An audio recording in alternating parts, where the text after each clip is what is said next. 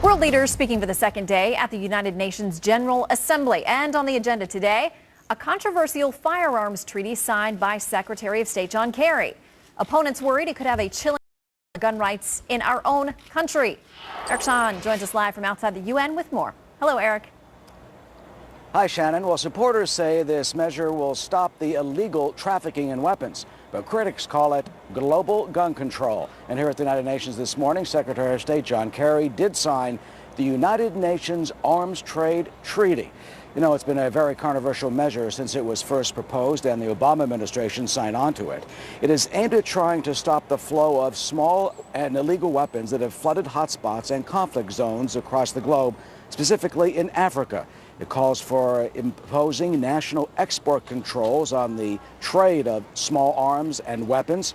In signing the treaty, the Secretary of State addressed American concerns that it would violate potentially the Second Amendment or impinge on American sovereignty and gun rights. Mr. Kerry said it will not do that at all. It will not affect U.S. law in that way, and it will not affect gun possession, just that it imposes standards on other governments to make the world safer. This is about keeping weapons out of the hands of terrorists and rogue actors. This is about reducing the risk of international transfers of conventional arms that will be used to carry out the world's worst crimes. This is about keeping Americans. Opponents blasted. The NRA says, quote, the Obama administration is once again demonstrating its contempt for our fundamental individual right to keep and bear arms. This treaty threatens individual firearm ownership with an invasive registration scheme. Others say it won't work.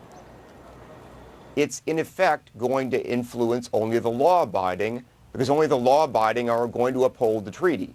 And that means that places like the United States are going to be affected far more by it than places like Syria or Iran. And it will likely not be ratified by the Senate. A majority of members of the Senate oppose it. Shannon, back to you. All right, Eric, we're going to debate that a little bit later on, what it really means. Thank you for your reports.